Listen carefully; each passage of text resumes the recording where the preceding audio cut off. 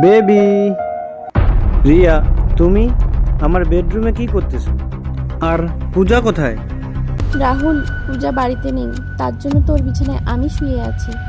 আর এমনি তো ও তো এক সপ্তাহের জন্য বাইরে আছে, আর ওর ভালোবাসাটা আমি পূরণ করব। এই রিংটা দেখতে পাচ্ছো? আমার আর পূজার ভালোবাসার চিহ্ন, এবং কি আমাদের এঙ্গেজমেন্টও হয়ে গেছে।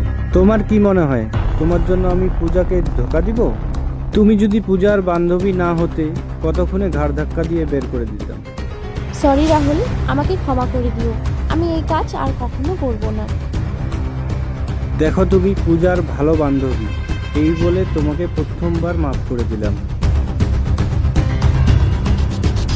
দেখেছিস তো, আমি বলেছিলাম না তোকে, রাহুল অন্য ছেলেদের মতো না, ও আমাকে অনেক ভালোবাসে। হ্যাঁ রে পূজা, ঠিক বলেছিস, রাহুল অনেক ভালো ছেলে, ও তোকে অনেক ভালোবাসে।